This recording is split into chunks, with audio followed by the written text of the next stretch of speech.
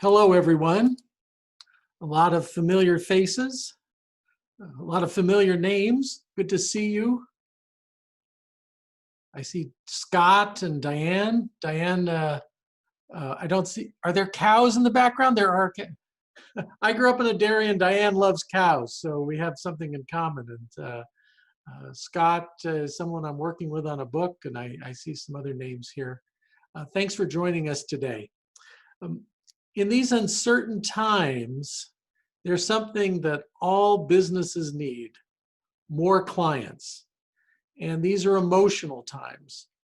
We're going to talk about how to be an expert, how to position yourself as an expert, how to pivot during the pandemic in 30 days. And a key to this is connecting with people, becoming influential. You need to be a storyteller as part of it.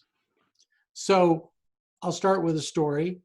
The year is 2015. The place is Memphis, Tennessee. We're in an 800 square foot apartment about a mile from the Mississippi Bridge. And Penny Reed is in that apartment. She's at her kitchen table and she's staring at a stack of unpaid bills. And Penny doesn't know how she's going to pay those bills. And that's when she met me. And she said, well, I should be an expert. I should write a book. And I said, that's great. I said, first, Penny, what do you know how to do better than anybody? And she said, well, I know how to help dentists grow their business. And let me tell you, dentists are screwed up people. They borrow all this money to go to college. Then they borrow more money to go to graduate school. Then they become a dentist and they borrow all this money to open a business. And they think they own a business. Actually, a business owns them. And they're a slave to that business for the rest of their lives or the rest of their career until they can either pay it off or get somebody else to take it over. Penny said, but I know how to fix that.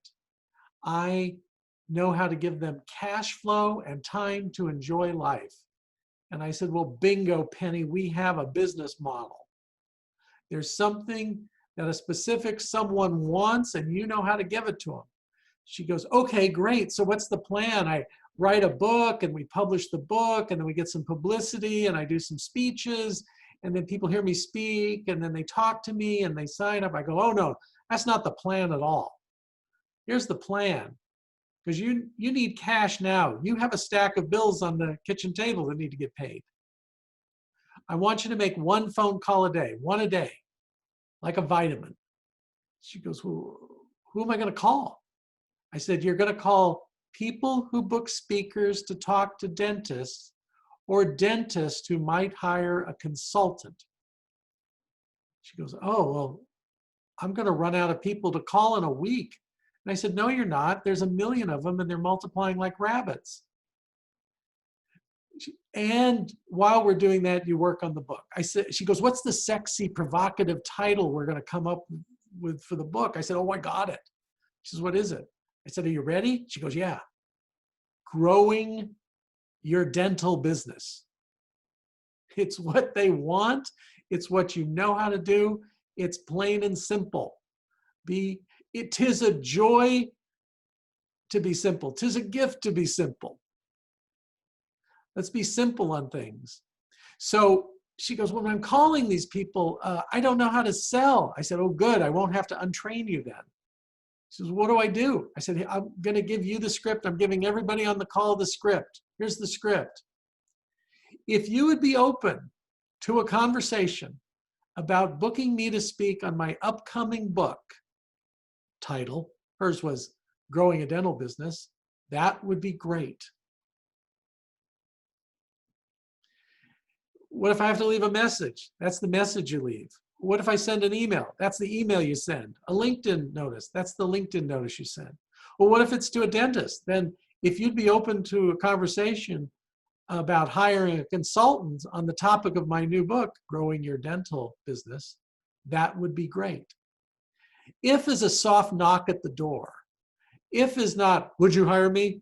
You know, would Thursday be good or would Friday be better? The alternative choice clause. No, it's if this would be good, that would be great. When I ask people for things, I say, if you'd be willing to do this, I would appreciate it.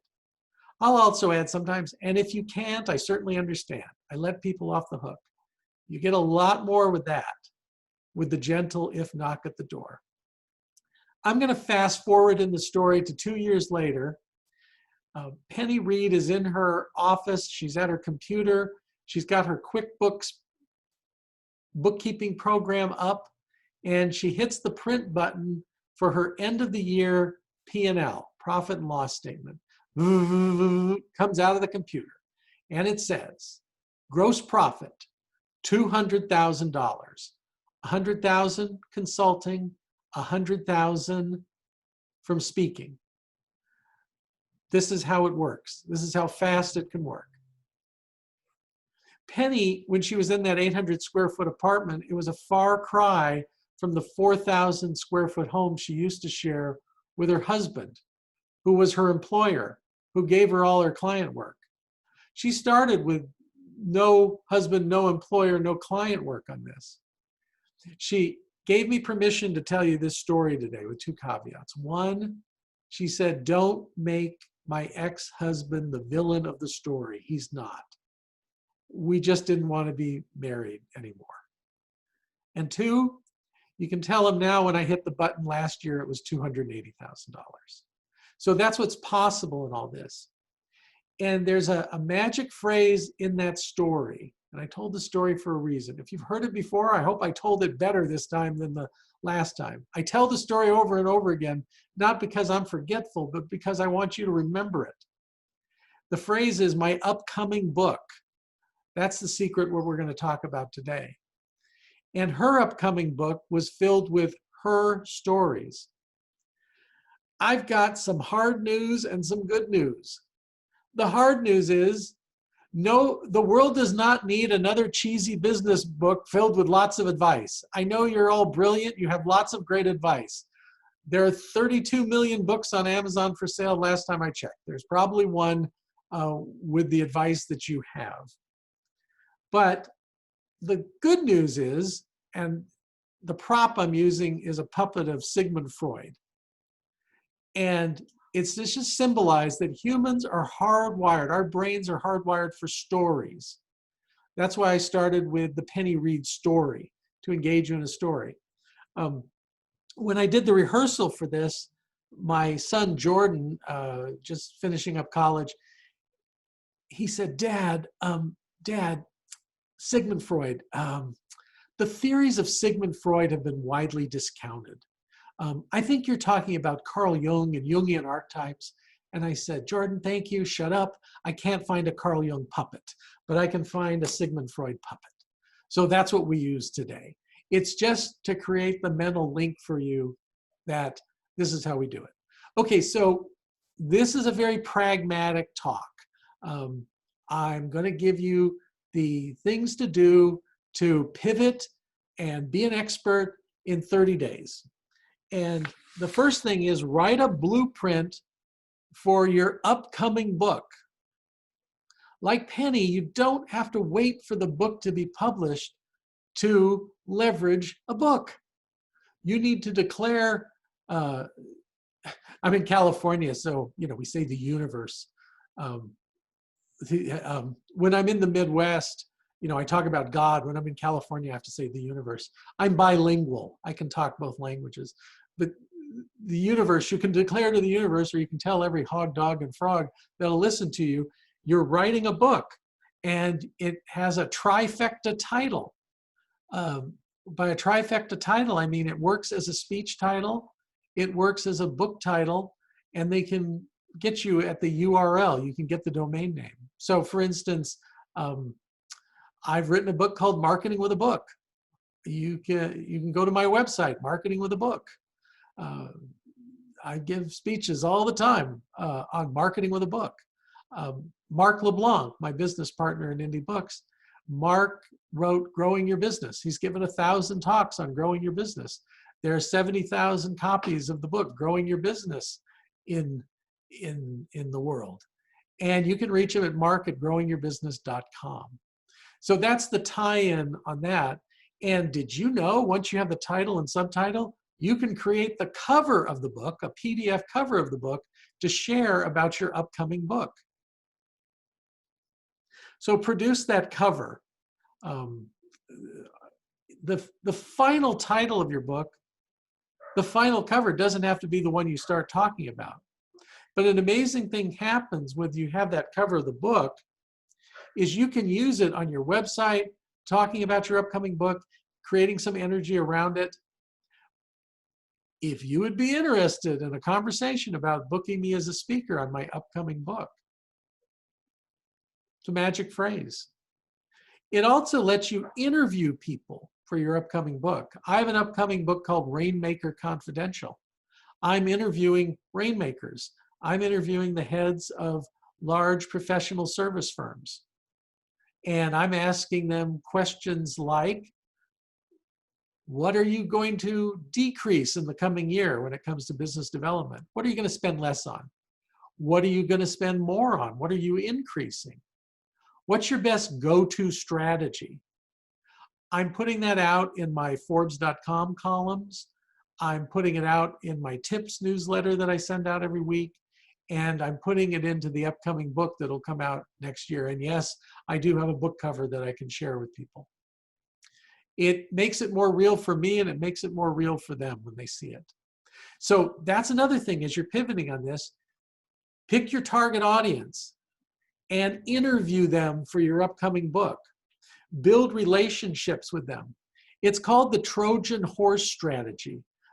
The myth, the story in folklore of the Trojan Wars, and the Greeks were basically defeated by the Trojans, and they left behind a tribute, this giant wooden horse. I know we look back on it now, but like, oh, how could they be so stupid to wield the big Trojan wooden horse into the, well, I don't know. You know, that's why you're supposed to be suspicious of gifts. They weren't. So inside the Trojan horse, people came out, attacked the city. Classic story. Well, as a strategy, working on the book, if you're authentically working on a book and you interview people and you're saying, I want to know what smart people do in this area, so I got your name. And you know, not everyone will agree to an interview. I just interviewed somebody who used this strategy successfully, and he interviewed 100 mid-sized companies. And it was about how mid-sized companies operate. So he had some good research questions, and he promised to share the research with anybody who agreed to the interview. Well, he built relationships with them, and 5 of the 100 hired him, and those were large consulting projects that he got. So for years, I tried to see what the secret was. I see Ed Tate, a great speaker on this call, and you know, I tried to reverse it. You know, well, how does Ed Tate get those bookings and all this? And I was looking for some silver bullet. You know, what was the magic bullet that I could, what do I say to strangers? And strangers go, ooh, I must hire you. And all along, when I started getting booked, and I speak in the $5,000 to $10,000 range now. When I started getting booked by people, it was all through relationships. And I thought I was cheating. I thought, oh, yeah, relationships. I still haven't found that magic thing that the great speakers have. And I started interviewing them, and I found out they had great relationships. And it was the relationships that led to it. So the bigger long-term strategy is, what relationships are you building? Right now, we're in this crazy pandemic. I'm here, yeah, I'm here with a message from the universe. The message from the universe is, this is what it's going to look like for 6 months to a year. The Spanish influenza lasted 2 years.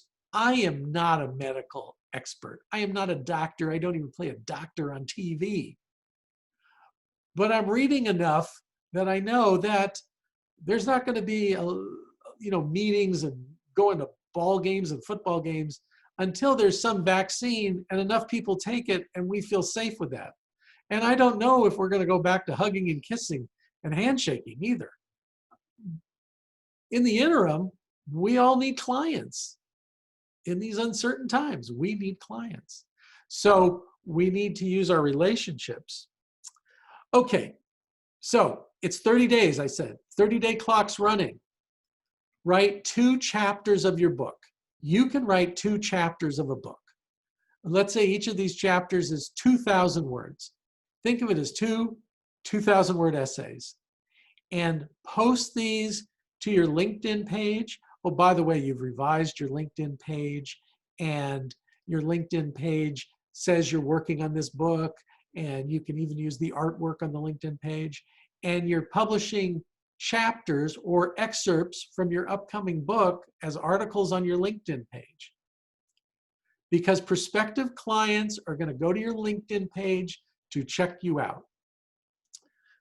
When I gave a speech last year, when people used to come to speeches, somebody came up to me and said, well, before I came, I Googled you. And I said, you know, I had a strange sense I was being Googled. Now they're checking you out on LinkedIn.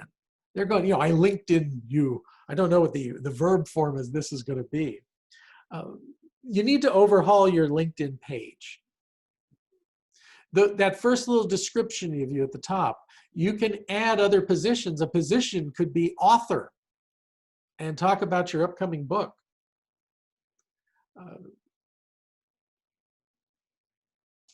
Next thing I want to talk about is Zoominar. So we're on Zoom. So I've been hosting 2 Zoominars a month. We're averaging 80 people signing up.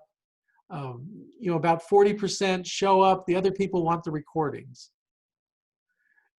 Also, we're telling on LinkedIn at least 200 people a month about the Zoominar and what we're doing. So we're getting a message out to the target audience that we're doing this. Now, a lot of people wonder, they go, okay, well, how am I going to get an audience to my Zoominar? And the short answer is social media. And since I'm a boomer, who's going to believe a boomer about social media? So I have a millennial to come talk to you right now. And she's going to share how you can fill up these Zoominar events. And it's Devin DeVries. Devin, why don't you come in and tell them about how to fill in their Zoominar events.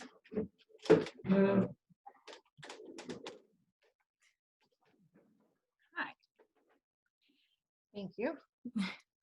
So what we do for a lot of our clients and ourselves is use these, what we call them small scale seminars, is the strategy.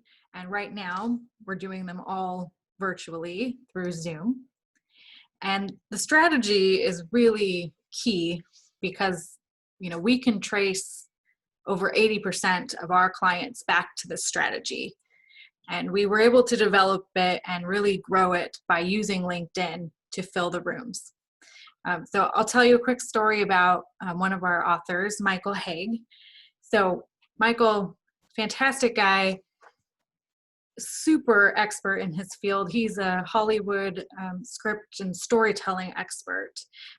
You know, he's the person Will Smith calls up for advice on his next project. And he's done a lot of work with fiction authors and teaching them storytelling techniques and all that. But he came to us with his latest book, which is Storytelling Made Easy. And that's focused on how business people can use storytelling to persuade clients and in their marketing efforts. So this was a totally new audience for Michael. So he came to us and asked, you know, how do I find these people? And we said, do a small scale seminar. So put on your own event where you're the host. He said, okay, well, I've never done that. You know, he's always gone to workshops. He's been brought into events. So he's never had to fill his own marketing events. So what we did was we developed this LinkedIn strategy for him. And how it starts is identifying your who. So what I love about LinkedIn is all of that information we all put in our profile is searchable. So you can figure out, you know, by industry type, location. So if you're doing an in-person event in the future, you can search by location, job title, organizations people belong to. So for instance, for us, we know Institute of Management Consultants or Vistage, those are target-rich environments. And that's all stuff people put in their profiles that you can search and filter down. So that's step one, figure out who the who is. And for Michael, we focused on marketing professionals. And he was going to Portland for a workshop. So he was being brought to Portland to teach fiction writers storytelling. So what we had him do was just add a day onto his trip and book a hotel room to put on this event. And we also like to always set, some goals when we set out to fill the room. So we had set 15 as kind of the, that's where we'd be happy, with 24 as the stretch goal. And what we did is it's just a really simple 2-step invitation process through LinkedIn. I'll give it to you real fast now, but if you want to see examples of kind of messages, just email me after this and we have a white paper on it. But it's similar to Henry's first thing. It's a real soft knock on the door approach. So when you connect with somebody on LinkedIn, there's a little add a note option. And it's just adding one sentence to that, which is, would you be open to an invitation to be my guest at an event I'm hosting for? And then you say the who. So for us, it would be for consultants. And then if you're doing it in a location, say where you're doing it. So for Michael, it was for marketing professionals in Portland. And that's it. And if they get that and they accept the connection invite, you just follow it up with a 1 paragraph about your event with a link to your website for more details. And the reasoning behind that is that people are inundated with messages and LinkedIn is becoming more spammy. You might have seen kind of an increase in messages. So you want your message to stand out as being really short, direct, to the point. It's clear who it's for and what the benefit will be for attending the event. And then you just find, as many people in your target as you can reach, in a couple weeks ahead of an event time. So for Michael, like I said, we had set that stretch goal of 24. We actually got 23 people to sign up, which was fantastic. 19 showed up. So that's important to know as well when you're setting the goals. It should be a little higher than how many you want in the room, because there will always be some drop off. And then the last thing that we strongly encourage that you do for any presentation, whether it's in person or virtual, is at the end, have a next step offer. So this, again, is a generous, no cost offer, but it's an easy next step for them to take if they're interested. So for Michael, what we did is we set up a 30-minute strategy call they could have with him. They could ask any question they wanted about storytelling. They could run a story by him and get some feedback, whatever they would like. And at the end of his first event, he had 18 of the 19 people had checked, yes, I want the strategy call. And it turns out the 19th person was his sister-in-law. So we actually count that as 100% success rate. And within a week, he had a strategy call with one of those attendees. They hired him for his consulting, and it covered the cost of that whole event. All the marketing he had put in, renting a room with that one client. And that was just within a week of the event. He had several other follow-up calls from that as well. And then we did a follow-up event a month later in Nashville, even more successful. He had somebody, didn't even want to wait for the strategy call. They hired him that day. So the big lesson, and what was interesting about Michael in the beginning, was he was hesitant to do this when we suggested it, because his biggest worry was that if he gave away his expertise, in the event and on a strategy call, his concern was that they wouldn't hire him. So he was afraid, and that's a common thing we hear, is the concern is if you give some away, then why would they pay? But that's not what we see happening. What it does is allow them to get a sample of your style. They see that you are, in fact, the expert that you claim to be. And they see that you're generous with your time and your information. And that's attractive to clients. So that's the strategy. Again, if you want to see kind of detailed examples of messages we've sent, please reach out. And with that, I will hand it back over to Henry.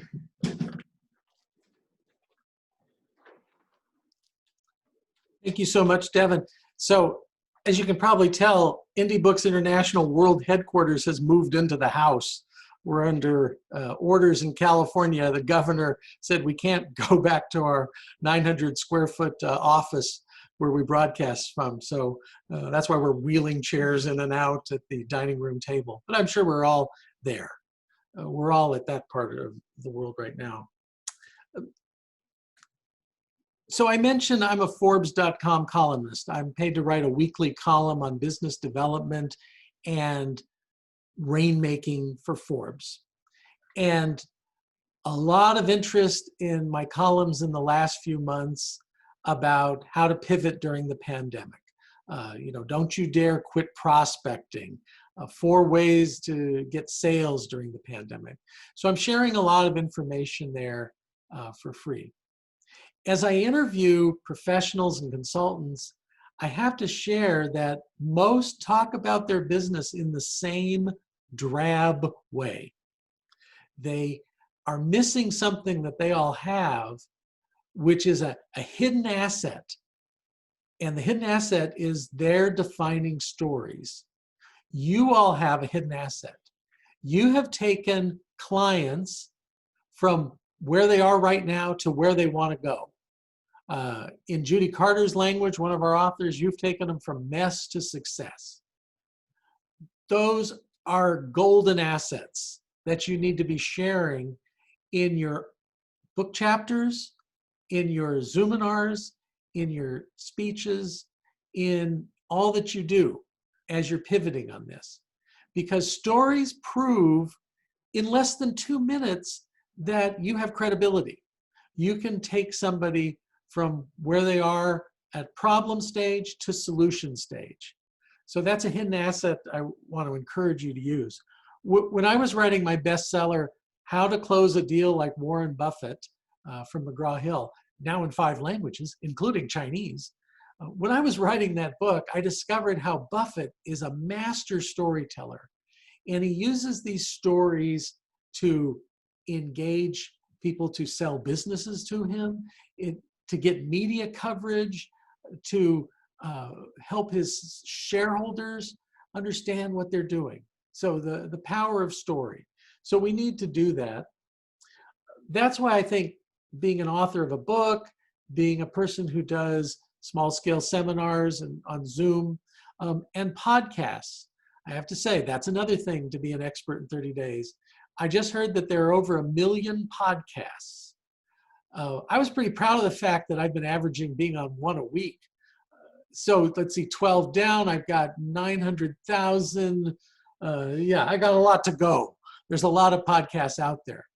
Here's the great thing though. People ask me all the time, they go, Henry, should I do a podcast? And I say, well, here's what I say. Don't put the time, energy, and money into starting your own podcast. Several of my authors have done that. I understand. I live in a world of multiple right answers. But if you ask my advice, I say, don't start a podcast.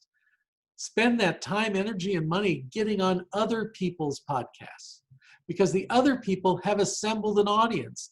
They're doing the work to get people to listen. And Paul Harvey, the late Paul Harvey, a great speaker, and you probably remember him from the radio, in farm country, and page 2, now for the rest of the story, after this message from Husqvarna. Okay, Paul Harvey said, don't change speeches, change audiences. So if you have a podcast, you're talking to the same people over and over again, or you're having to find people to come in to talk to them for these other people. Better to go out and be the other person that they're bringing in to talk. I get clients from podcasts, and I'm going to tell you the game-changing secret that I paid thousands of dollars to learn from an enrollment expert. And when I learned this game changer, it revolutionized our business. So here you go. Whenever you speak, offer a no-cost strategy call. So I'm going to offer all of you a no-cost strategy call. You can have it with me. You can have it with Devin. So this will be 30 minutes. I'm going to cover 4 things. I suggest you write these 4 things down. 4 words. 1, goals. 2, assets. 3, roadblocks. And 4, others. So first, I'm going to make you a legitimate offer. So you can contact Henry at indiebooksintl.com, Devin at indiebooksintl.com. Devin will send out these for you. And I'll give you my calendar link. Devin will give you her calendar link. And we'll spend 30 minutes in a no selling zone with you, talking about what are your goals. Okay, let's get clear on your goals. Next, let's get clarity on assets. We find a lot of people have hidden assets in marketing that they don't know about, they're not using. 3 is roadblocks. So what are your roadblocks? Roadblocks don't stop you. Roadblocks slow you down. So what's slowing you down that you need to get over, under, past, around, through? And then 4, others. We'll tell you how others have gotten from where you are to where you want to go. Modeling is the best way to learn things. We model other behaviors. You've heard the expression, success leaves clues. So what are the clues from other people's stories? At the end, if somebody asks me, oh, well, how do you work with people?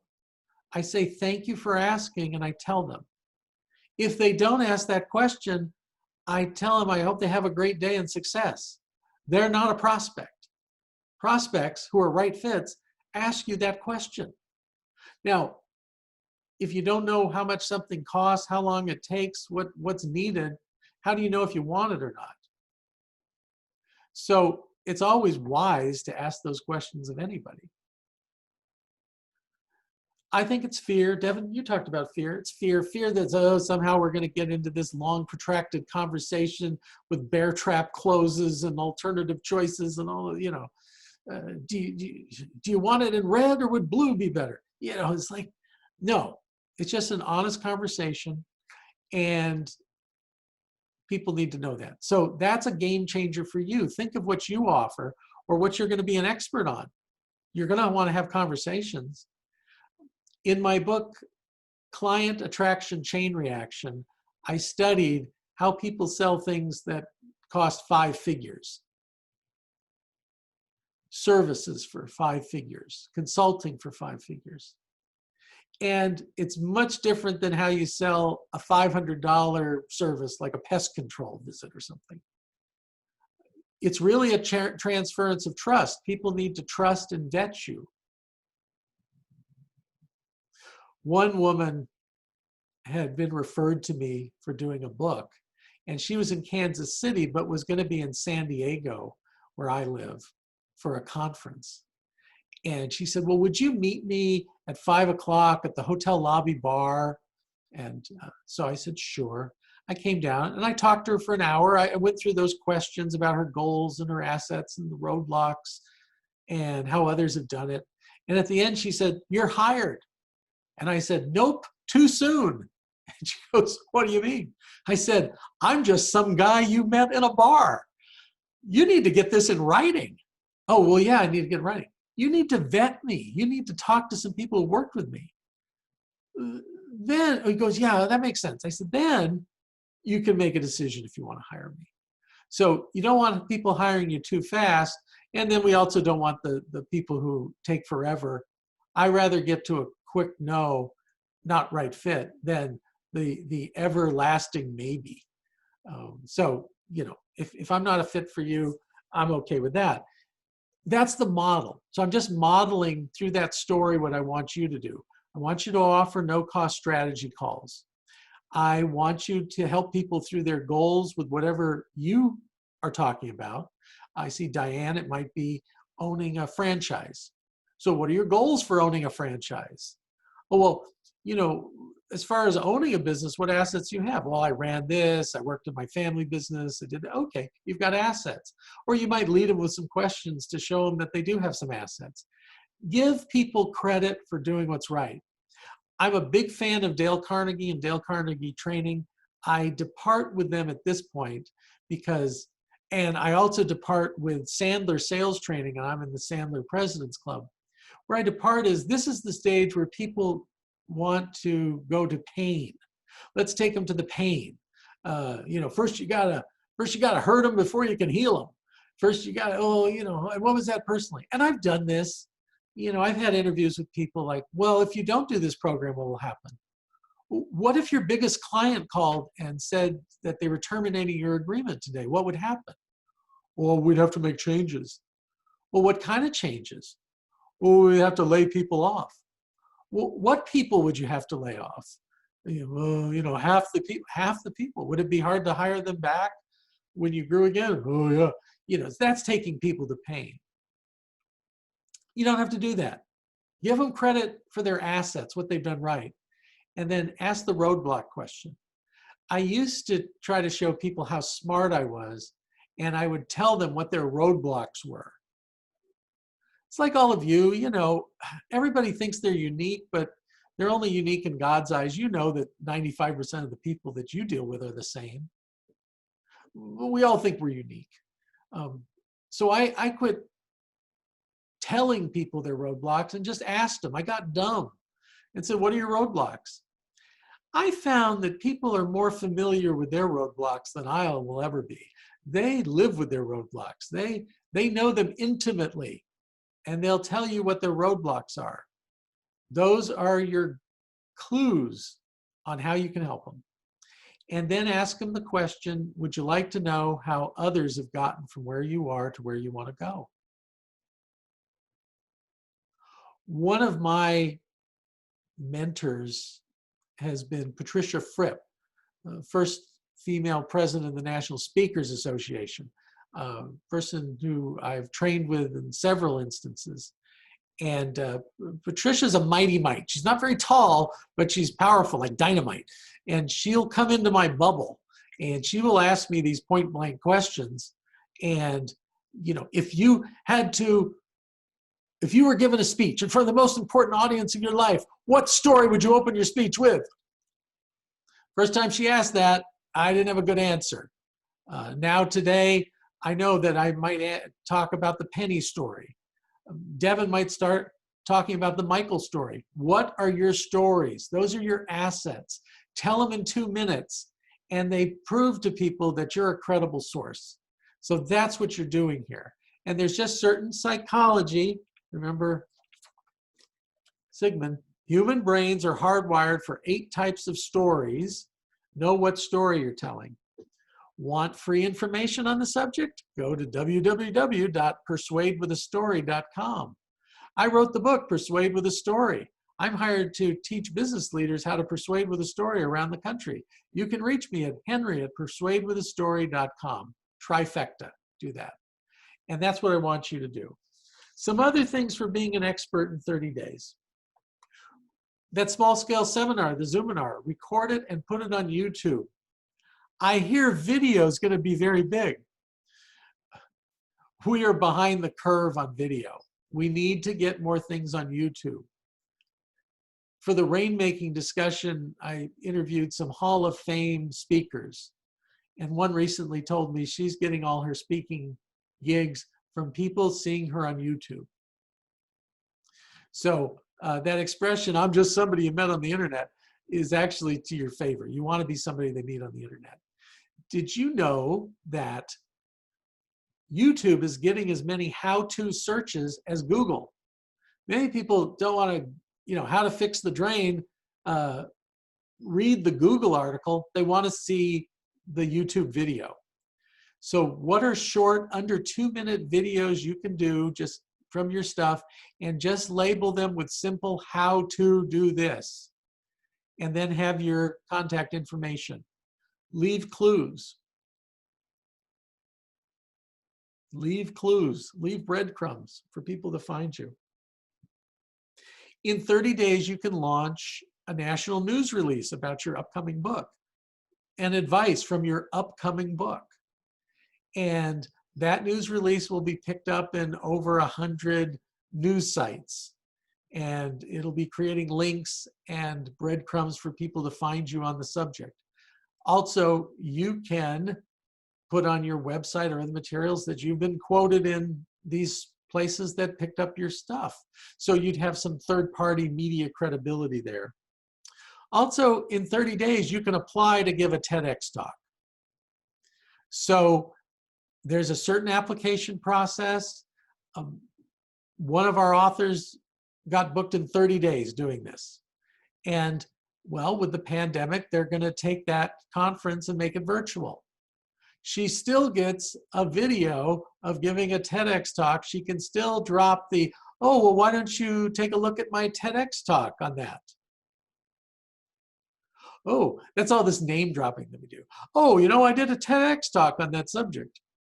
What should the TEDx talk be about? The title of the book, the title of the speech, your website. It should all be in alignment to that and all pointing to you for that. So we covered all these things you can do. It's starting the process to be a published author on this subject. You can do a lot in 30 days and every month take advantage. The Penny Reed story, when I was telling her to make a phone call a day, well, funny thing happened when she started making a phone call a day. People started booking her to speak and consultants started hiring her. And then that led to relationships, which led to more. And it builds. So I also have a story of Bill Wooditch. I won't tell the Bill Wooditch story, but Bill Wooditch went from idea for a book to making $15,000 a speech on the subject in 2 years. Book became a bestseller. He got a second book. He got national publicity on the Steve Harvey Show.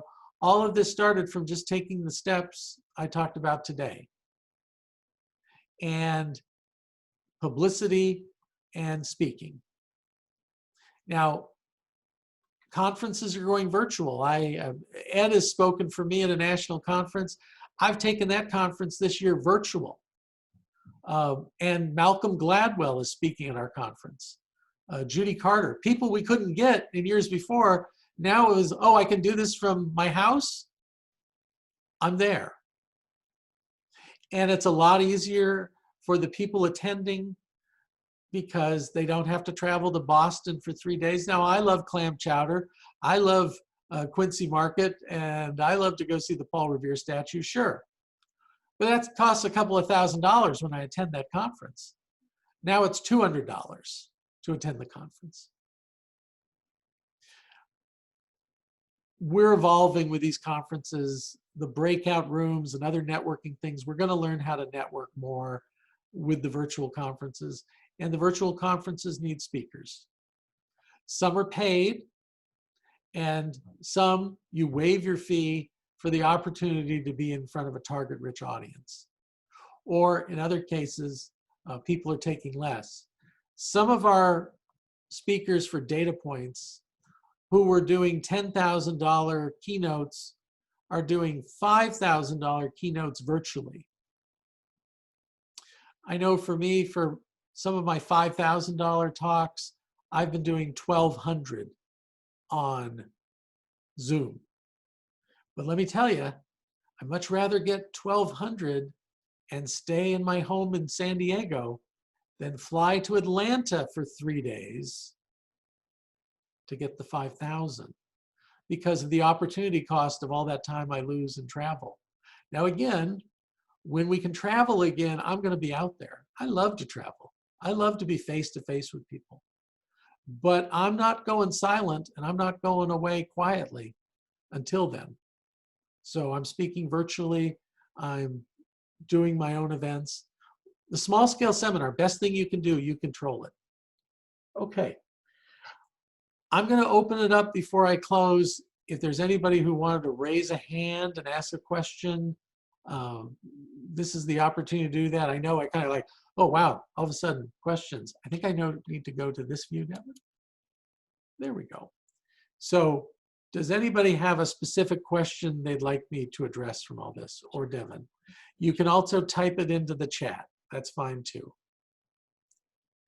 If you're not showing your face and you take off your mute, I'll know that that means you're asking a question. One question I get a lot is, where do you get these wonderful toys? I shop. I shop for them. Well, seeing no questions, total knowledge, I'm going to go back to the one point.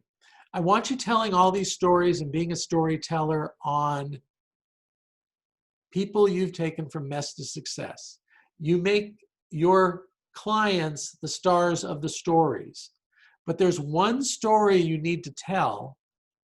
It's called your defining story. And your defining story is not the first thing you put in the book. I usually have the authors put it at the end of chapter 2. It's not the first thing in your seminar. It tends to be the last. People want to know who you are.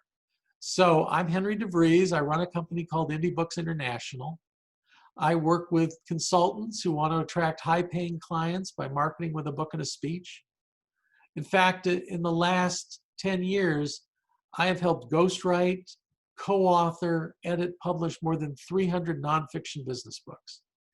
As a professional speaker, I speak on Persuade with a Story. And on a personal note, I'm a baseball nut.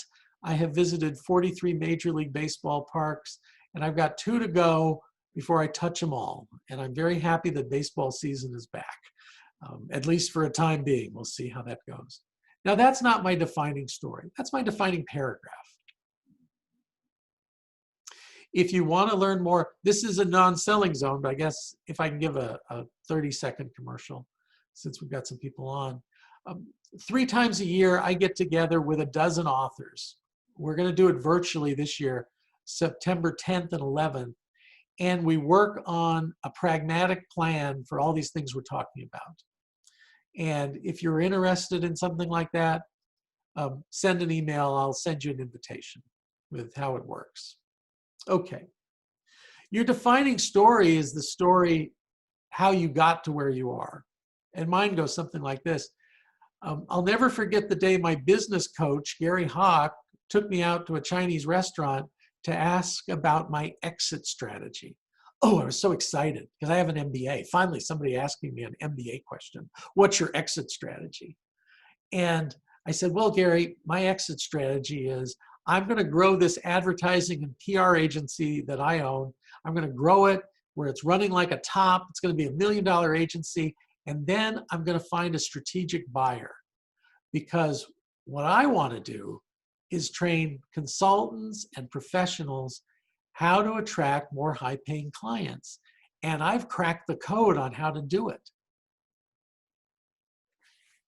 Gary said, oh, okay, wow, that wasn't the answer I was expecting to hear today. So may I ask 3 follow-up questions? And I said, sure. He said, well, the first question is, how would you do this? And I said, well, I would publish books and I'd write articles and I'd give speeches and I'd put on workshops and I would align with a university somewhere with lots of trees and water. It's probably in Oregon. He goes, okay, specific. Let me ask you the second question, because you said it's going to take you 10 years to grow the agency and then sell it to do this. I said, uh-huh. He goes, well, you sound very passionate. I said, I am. He said, why are you waiting 10 years to follow your passion? I hate it when people like Daryl and Craig and Ed and Diane, Scott, when they ask clients a question like that, check question like that. So I did what all your clients do when you ask a question like that. I lied. I didn't know it was a lie at the time. I said, well, Gary, because we have contracts and employees and this lease and Gary, every day there's a wolf at my door.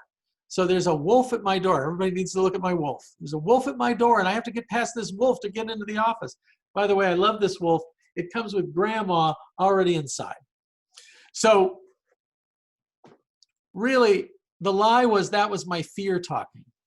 I didn't know it at the time, but it was my fear talking that I was afraid I couldn't pull it off. How would I do it? Gary knew it was my fear, but he let me off the hook. He said, well, how would you get started in a small way? And I said, well, I would put on a workshop at my office, a lunch and learn, and I'll buy the turkey sandwiches, and I'll tell people everything I know about how to attract high-paying clients. So I spent the last $2,000 in the business checking account. I bought postage, invitations, and the catering for the turkey sandwiches. And my invitations were in the mail the week of 9/11/2001. This was 19 years ago. My invites were at the post office when the jets hit the towers. So you know what happened to business back then. 5 of the top 10 advertising and PR firms in San Diego went bankrupt. We almost went bankrupt, except for this strange thing. At the end of the month, my conference room was filled with people who wanted the turkey sandwich and hear what I had to say. And I poured my heart out and then said, are there any questions? Somebody said, yeah, I have a question. How much would you charge to coach us to do this? Well, Gary Hawk never asked me that question. I had no business model. So I PFA'd, I pulled from air and said $5,000. And the person said, check, or will you take a credit card? The next month I said 6, 7, 8, 9, 10, 11, 12. Price didn't matter. It was size of firm and their conviction and how much of the heavy lifting they wanted me to do.